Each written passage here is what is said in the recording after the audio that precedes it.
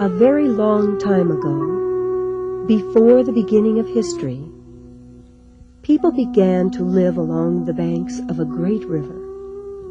The land by the river was green and beautiful, for it was blessed with sunshine and life-giving water. The people learned how to live from the land. They learned how to raise crops and keep animals. At first, the river people lived in many different tribes, but over the years, the tribes united one with another until a great nation was formed.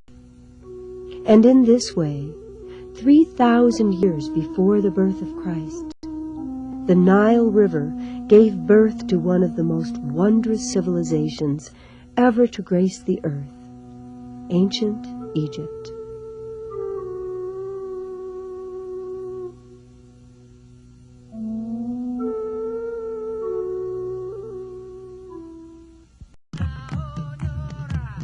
Today, we are truly amazed by what the ancient Egyptians did 45 centuries ago. We're amazed that anyone could build these mountains of stone, perfectly laid out to the exact inch. We're amazed that anyone could carve the giant Sphinx, 66 feet tall, chiseled from solid rock, using only simple copper tools. Who were these amazing people? No one knows for sure where the ancient Egyptians came from, but we do know what they looked like and how they lived, because they left us pictures of themselves. We know that the Egyptians were small, around 5 feet tall, and that their skin was light to dark brown. We know they wore simple but beautiful clothing made of linen. Both men and women wore dark makeup around their eyes, which they applied using a narrow stick. Both men and women often shaved their heads, and they liked to wear braided wigs. Although some of their habits might seem strange to us, the ancient Egyptians were a civilized people, not too different from ourselves. Here we see a wealthy Egyptian sitting comfortably with his wife, playing a board game. Of course, not all of the people were so wealthy and well-dressed. Most were simple farmers like these modern Egyptians. They lived a life toiling in the fields and caring for their animals. Yet these people created a great civilization, with fantastic pyramids and temples, with commerce, art, and science. How did this civilization arise? To understand the roots of ancient Egypt, we must begin by looking at the river. In ancient times, the land of Egypt was called the gift of the Nile. For without this great river, Egyptian civilization would not have existed.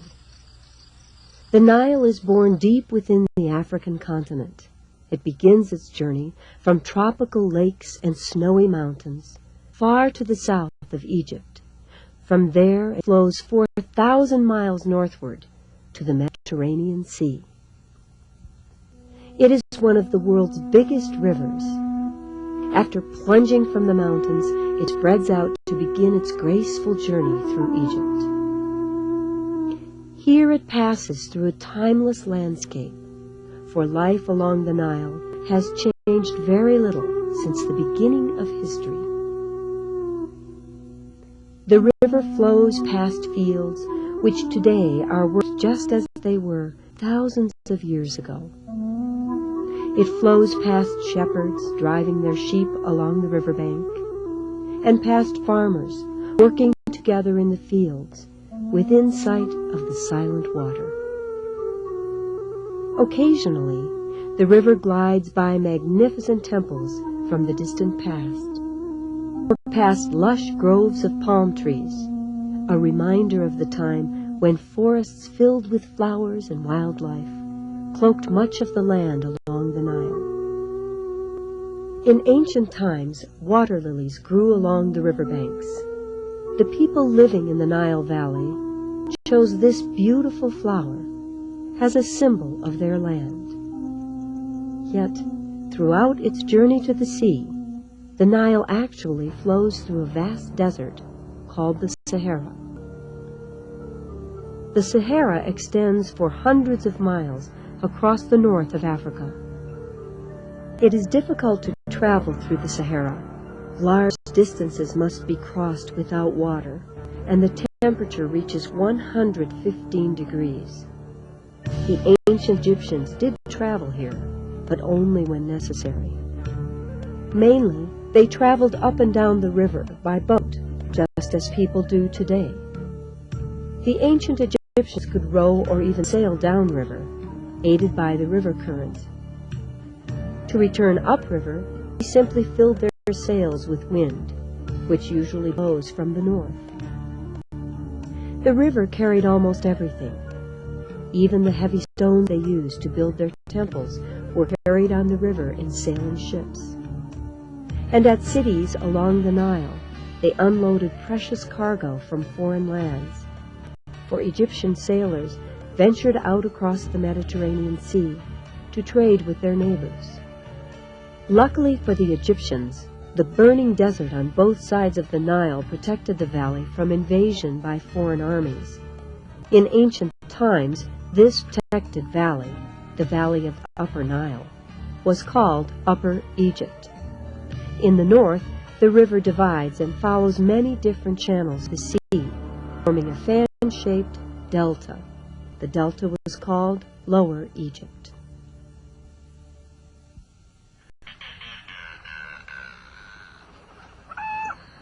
Every summer, far to the south in Africa, tropical rains and melting snow sent a flood of water down the Nile. The people in Egypt would watch the river slowly rise until it spilled out of its banks and flooded across the land. Only the hills were left above the flood. After the flood was over, the land began to dry out, but the flood water left behind a thick layer of mud or silt. This fresh soil was very fertile, just what the Egyptian farmers needed to raise their crops. The farmers let the new soil dry out for about a week, and then they began the yearly task of preparing the soil for planting. Under the warm desert sun, the land was quickly transformed into a beautiful garden with vegetables sprouting near fields of barley. As the soil continued to dry out, water was brought from the river. They used a system of canals and ditches to bring water to the fields. Of course, in a desert, water is precious, and it was considered a great evil to take water that did not belong to you. Water was shared among the people, and in a place where it almost never rains, the Egyptian people created one of the most lush and productive lands on earth. By the end of the year, as the water level in the Nile continued to drop, the land finally dried out. This was the time of harvest. Grain was cut and stored, and fodder was collected for the animals.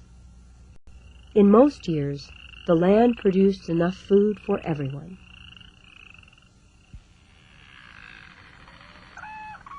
The delta was very different from Upper Egypt, for much of it was flooded marshlands. This was the home of the sacred papyrus plant, a symbol of Lower Egypt. This delicate-looking plant helped to build Egyptian civilization, for seemingly everything was made from it. Thick mats for the floors and roofs of houses were made from the strong stems of the papyrus. Baskets and even boats were made from it. But the most important use was in making paper. The Egyptians invented a paper that they could write on. They were able to record important events, write down laws, or even write poetry. The invention of paper was a giant step on the way to modern civilization. In fact, our word paper comes from the word papyrus. As we have learned, in the very early centuries of Egyptian civilization, the people living along the Nile belonged to many different tribes, and they were divided into two kingdoms, Upper and Lower Egypt. However, in about the year 3100 BC, Upper Egypt conquered Lower Egypt, so finally the two lands were united under one ruler, a man called Menes. Menes wore the white crown of Upper Egypt, which looked like this. After he conquered Lower Egypt, Menes also wore the red crown of Lower Egypt, which looked like this. After that time, Egyptian rulers often wore the double crown, which was a combination of both crowns and symbolized their dominion over both lands. So began the world's first nation, the first country with a government strong enough to unite thousands of people spread over hundreds of miles. After the white crown of Upper Egypt was combined with the red crown of Lower Egypt, the nation flourished for most of the next 27 centuries. The ruler was called the Pharaoh, a word which means great house. The pharaohs, such as King Khafre, seen here, had absolute power over their subjects. They were considered to be the children of gods, or even gods themselves. The Egyptians built enormous stone temples to glorify pharaohs and the gods, such as this great temple built for Queen Hatshepsut. Only a few pharaohs were as powerful as she. This is King Ramses the Great, one of the most powerful of all the pharaohs.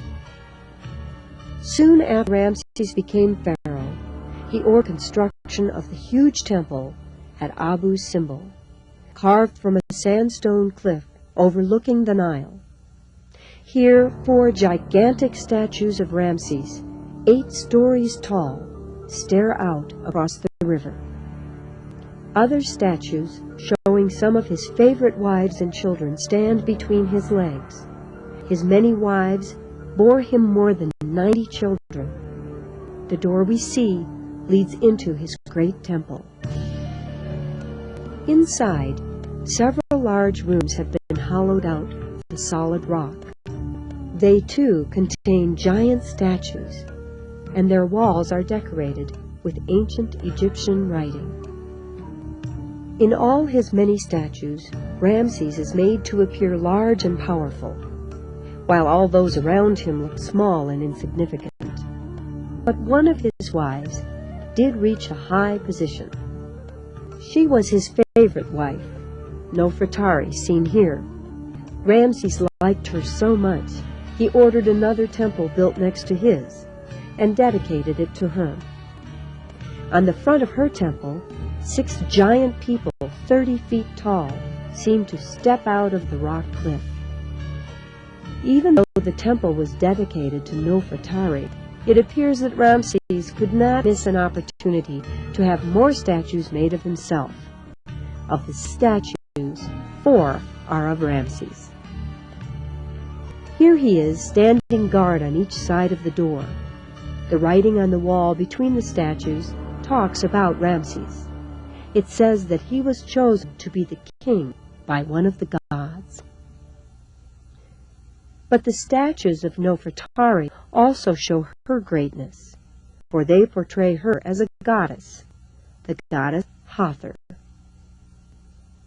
Hathor was just one of many gods and goddesses we find carved on temple walls throughout Egypt. Hathor always has the horns of a cow on her head, and between the horns is a round disc which represents the sun. The sun itself was a very important god, for the Egyptians knew that without the sun, life would not be possible. Here, at the ruined temple of Kom Ombo, the sun disk has been carved high on a wall facing the river. It is adorned with the wings of the sacred falcon and guarded on each side by a cobra snake. The sun god was called Re, and ordinary Egyptians called themselves the cattle of Re, while the pharaoh claimed to be his child. Most of the other gods had the heads of animals or birds because from the earliest times certain animals and birds were sacred to the Egyptians. The falcon was sacred to the Egyptians even before the beginning of history. Then, during historic times, he was worshipped as Horus, the special protector of kings. Here we see him wearing the double crown of Upper and Lower Egypt. This great temple at Edfu was dedicated to Horus, while many of the other animal gods had their own special temples. The crocodile god Sobek appears on the walls of a temple built in his honor, and in a city called Crocodilopolis, a live crocodile was kept in the temple in a special pool.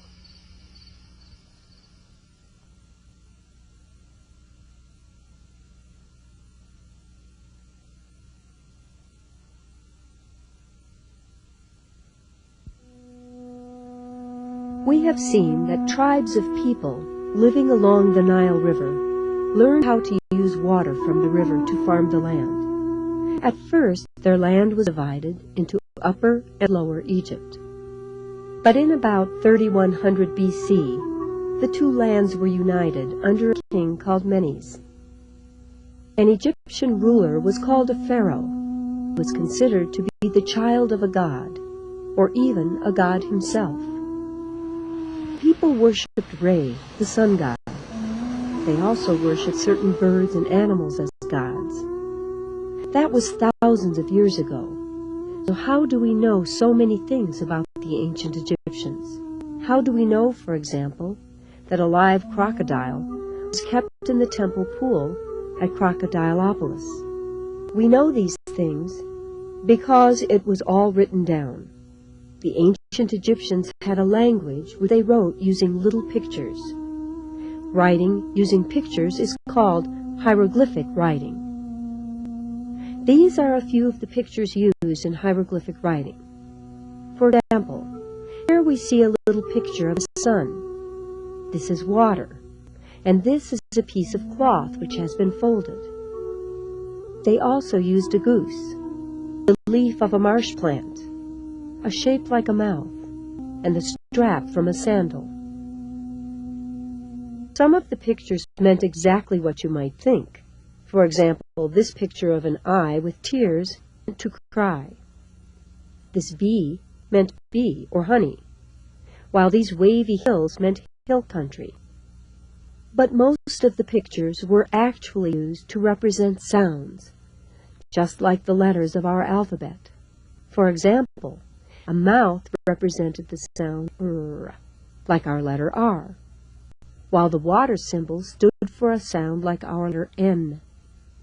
A mouth plus water spelled a word, the word name. Finally, some of the pictures represented more than one letter or sound. For example, the goose stood for two sounds, S and A, and sounded something like sa. The sandal strap had an even longer sound. The word for sandal strap sounded something like ANKH or Ankh. When sounds like these were put together, they could make longer words or even parts of sentences. For example, a folded cloth plus a sandal strap meant causes to live. Now when we see ancient Egyptian writing, we can recognize some of the pictures. This oval frame is called a cartouche. Names of important people were always placed inside of cartouches. The two cartouches contain the royal names of Ramesses the Great. And remember the sandal strap, the ankh? We find it everywhere on temple walls. It had a special meaning to the Egyptians, for the ankh was the symbol for life.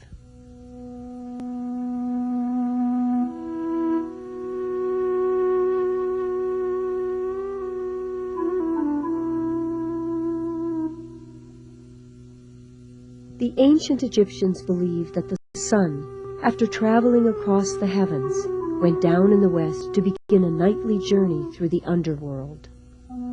They believed that after a person died, their body should be buried on the west side of the river.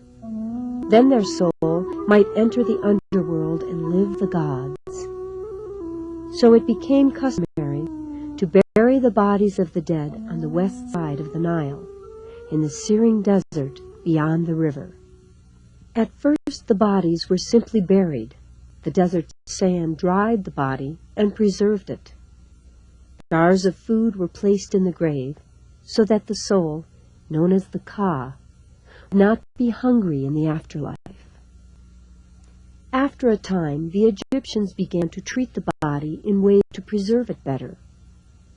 They wrapped the body and soaked it in natural chemicals. A body which has been preserved is called a mummy. This mummy still has hair and skin. It was very important to preserve the body after death, because the Ka need a body to live in. Sometimes the mummies of kings and the most wealthy Egyptians were buried under stone monuments like this one. This building is called a mastaba. Mastaba means bench, because it looks like a flat bench with sloped sides. Buried in the ground under the mastaba was a tomb, a burial chamber to hold the mummy. But one pharaoh was not satisfied to be buried under a simple mastaba. The powerful king Zoser ordered that a great stack of mastabas be placed, one on top of another, until they formed a huge pyramid. The result was a mammoth structure that dwarfed all others. It stood 200 feet tall. This was the first pyramid ever built, and it started a building revolution in ancient Egypt. Over the next 800 years, at least 80 pyramids were built in Egypt, beautiful monuments of smooth stone, rising evenly to a point. Some of these pyramids are among the biggest structures ever built anywhere in the world. It took thousands of workers many years to build them. The largest, when complete, was 481 feet tall. Enormous stone blocks were used. They had to be cut out of the ground by hand, shaped perfectly square, and dragged to the site. Each block weighs about 2.5 tons, and each pyramid contains more than 2 million of these blocks. A pyramid would have a hidden door. From here, a secret tunnel would lead to the burial chamber. Besides the mummy, the burial chamber would hold the treasures of the pharaoh. The coffin might be covered with pure gold. Riches almost beyond description filled the burial rooms. But we will never know exactly what was left in the pharaoh's tombs, because almost all of them were broken into thousands of years ago, and the robbers stole everything. Eventually, the pharaohs abandoned the practice of building pyramids.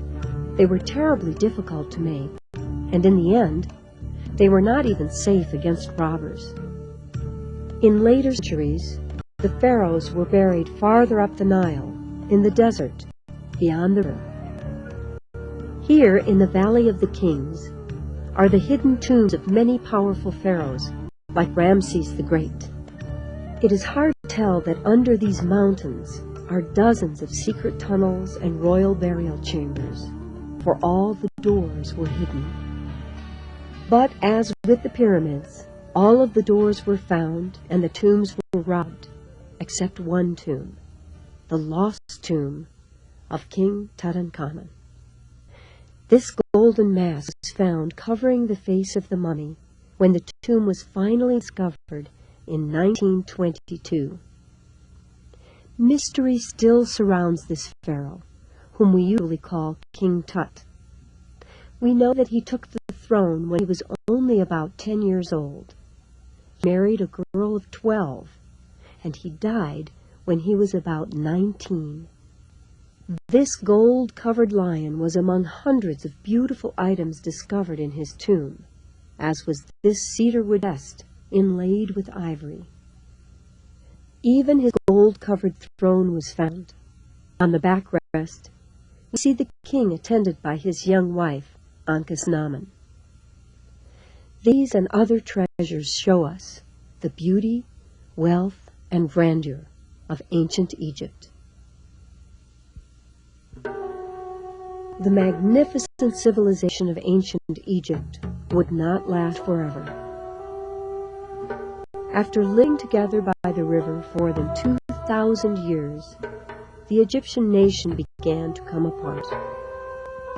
Beginning around 1100 BC, wars broke out between different princes wanting to rule the country. The pharaoh could not control them, and even foreign armies marched against Egypt. Then, in 332 BC, Egypt was conquered by this man, Alexander the Great, famous Greek warrior king. Greece had a culture as rich and deeply rooted as that of Egypt, and Alexander brought that culture to the Nile Valley. Greek pharaohs ruled Egypt until 30 BC, when it became a province of the Roman Empire.